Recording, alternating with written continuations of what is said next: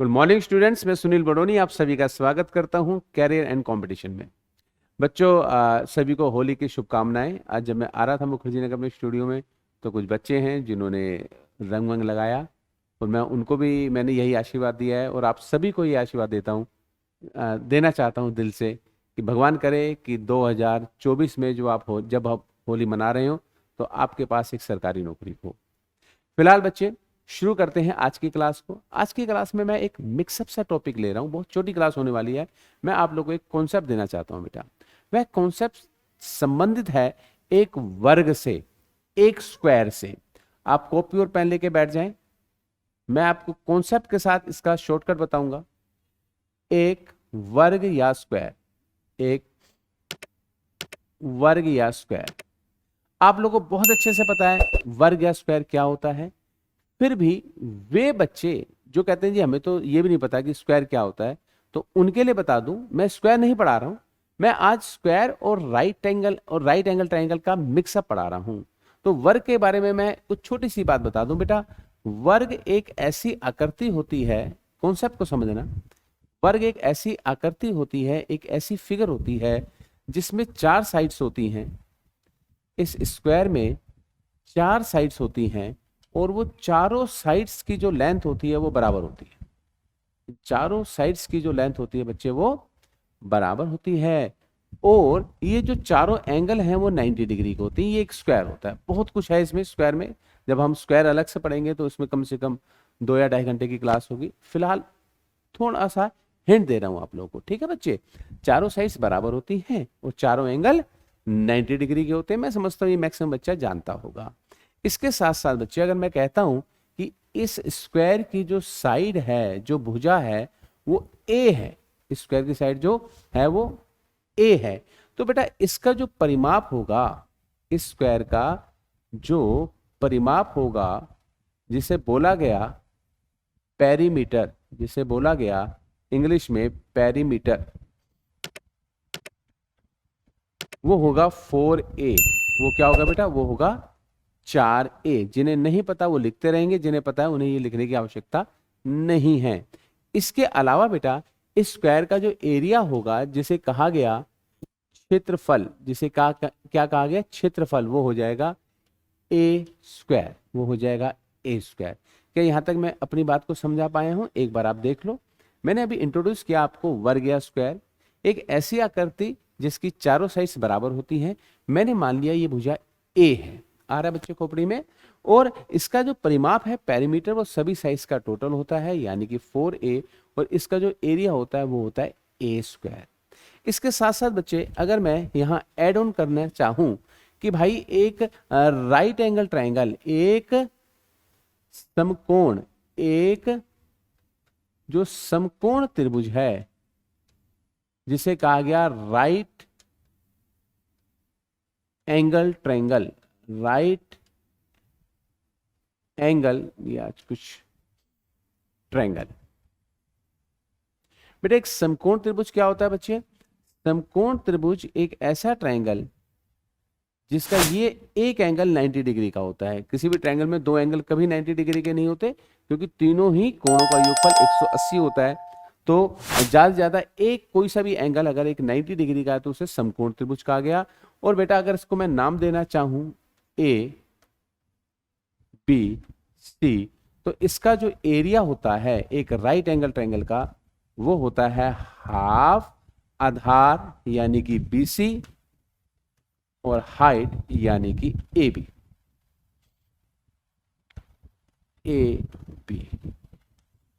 क्या यहां तक मैं अपनी बात को समझा पाया हूं बेटा? एक राइट एंगल ट्रायंगल का जो एरिया होता है वो होता है हाफ आधार गुणा ऊंचाई यानी कि बेस इंटू हाइट। क्लियर है? क्या मैं यहां तक एक बात को समझा पाया हूं, समझाने में कामयाब हुआ हूं आप लोगों को कि अगर मैं एक राइट एंगल ट्रायंगल में स्क्वायर की बात करता हूं तो इसकी चारों साइड्स बराबर होती हैं। परिमाप 4a होता है अगर साइड ए मान के चलूं, और एरिया ए स्क्वायर होता है। इसी प्रकार से बेटा राइट एंगल ट्रायंगल क्या होता है? जिसमें कोई सा भी एक कोण 90 डिग्री का हो, 90 डिग्री का हो, उसे समकोण त्रिभुज कहा गया। और इसका एरिया होता है हाफ बेस इंटू में हाइट, आधार गुणा ऊंचाई। आ रहा है बेटा समझ में? हो रहा है यहां तक क्लियर? तो आइए चलते हैं आज के टॉपिक के ऊपर जो मैं आपको क्लास में प्रूव करवाऊंगा और आपको इसका शॉर्टकट भी बताऊंगा। बहुत इंपॉर्टेंट है। सीजीएल प्री में, एफसीआई मेंस में और एफसीआई में इस प्रकार के क्वेश्चन पूछे गए हैं, यहां ध्यान देंगे बच्चे। अगर मैं इसको नाम लिखना चाहूं, ये 90 डिग्री ए बी सी, इसको मैंने नाम दिया डी, इसको नाम दिया बेटा ई और इसको नाम दिया एफ। मैंने कहा कि ये एक राइट एंगल ट्रायंगल है, एक समकोण त्रिभुज है और इसके अंदर एक स्क्वायर बनाया गया, इसके अंदर एक स्क्वायर बनाया गया, एक समकोण त्रिभुज के अंदर एक वर्ग बनाया गया। ठीक है, तो ये क्या कुछ ऐसा नहीं हो जाएगा? कई बच्चे ऐसे भी कह सकते हैं सर एक राइट एंगल ट्रायंगल के अंदर स्क्वायर है तो ये स्क्वायर तो मैं यहां भी बना सकता हूं। आप बिल्कुल सही कह रहे हैं, लेकिन अब मैं अपनी भाषा में सुधार लाता हूं।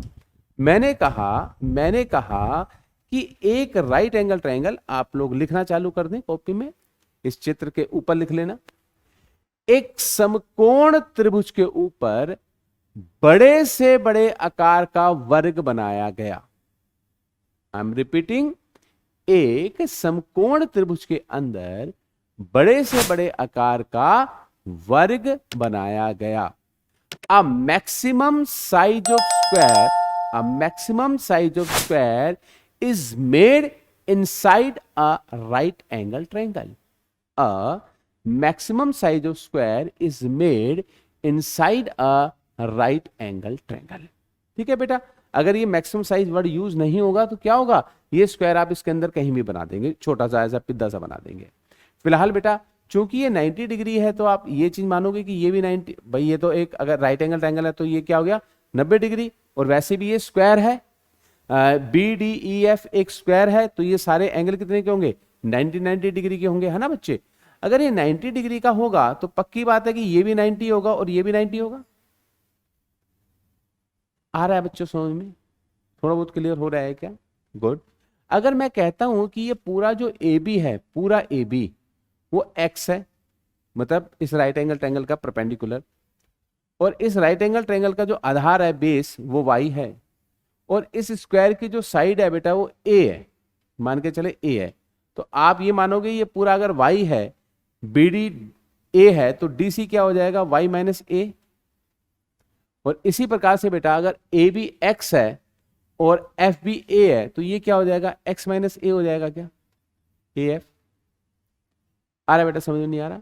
तो क्या मैं यहां से एक बात कह सकता हूं कि ट्रायंगल ए बी सी का area, triangle A B C का एरिया, ध्यान देना बेटा, क्या ये बराबर है triangle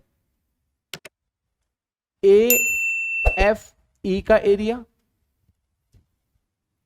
triangle A F E का area square F B D E का area plus triangle E D C का एरिया। भाई पूरे ट्रायंगल को मैंने 3 छोटी छोटी ज्योमेट्रिकल फिगर में मैं इसको बांट सकता हूं।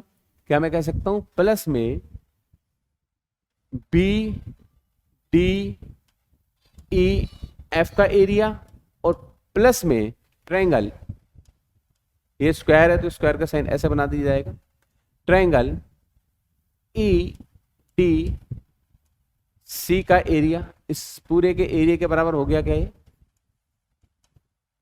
ठीक है बेटा, ये डेरिवेशन आपको एग्जाम में नहीं करना है, ये तो मैं समझा रहा हूं कैसे हम लंबे तरीके से छोटे तरीके में जाएंगे। मैंने कहा इस पूरे ट्रायंगल का एरिया बराबर है इस छोटे ट्रायंगल का एरिया प्लस में इस स्क्वायर का एरिया और प्लस में इस छोटे ट्रायंगल का एरिया। आ रहा खोपड़ी में? नहीं आ रहा? और हमें राइट एंगल ट्रायंगल का एरिया मालूम है, हाफ बेस इंटू हाइट, यानी x इंटू वाई हो गया क्या?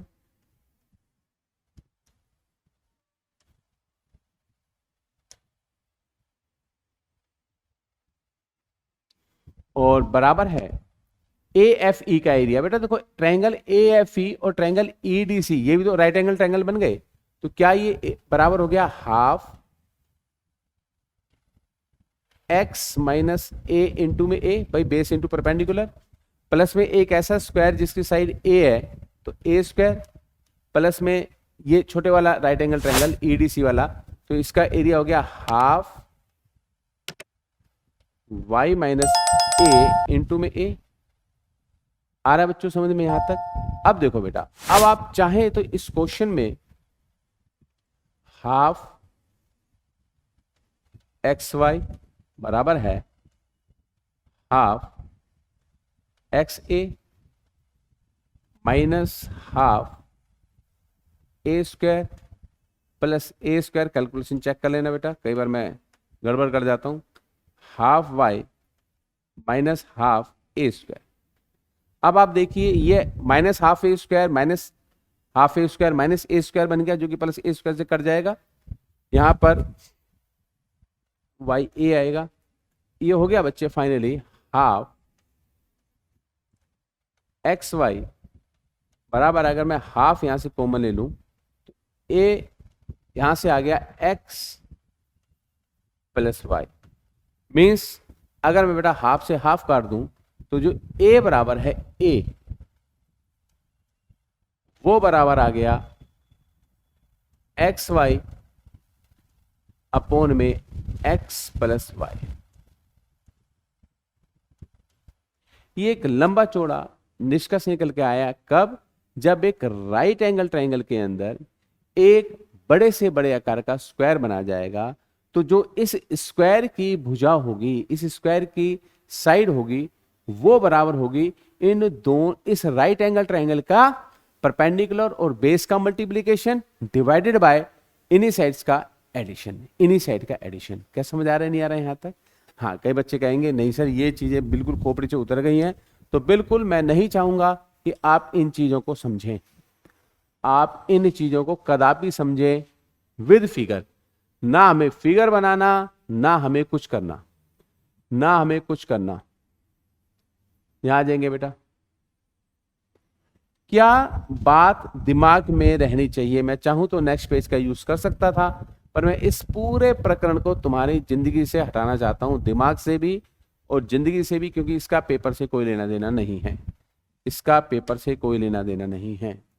कहानी ये आती है कि एक राइट एंगल ट्रायंगल है जिसका परपेंडिकुलर है वो एक्स है और उसका जो बेस है वो वाई है, ठीक है जी। इसके अंदर एक बड़े से ये एक राइट एंगल ट्रायंगल का है, परपेंडिकुलर लंब और बेस यानी आधार। ये उल्टा भी हो सकता है, परपेंडिकुलर वाई भी हो सकता है, बेस एक्स हो सकता है, कोई आफत नहीं आ रही। इसके अंदर एक बड़े से बड़े आकार का स्क्वायर बनाया गया जिसकी भुजा ए है, जिसकी भुजा ए है। तो आपने क्या करना है, आपने उस स्क्वायर की साइड निकालनी है in terms of x and y, in terms of x and y. क्या ये कुछ खोपड़ी में आ रहा है, नहीं आ रहा? आ रहा है समझ में? एक बार फिर समझते हैं, एक बार फिर समझते हैं बेटा। देखो, जितनी अच्छी प्रैक्टिस आप करोगे उतना आप लोगों को फायदा होगा। ये जो कॉन्सेप्ट है ये बहुत इंपॉर्टेंट है एग्जामिनेशन पॉइंट ऑफ व्यू से, इसको ठीक ढंग से कर लेना और मिलेंगे अगली क्लास में। Good day.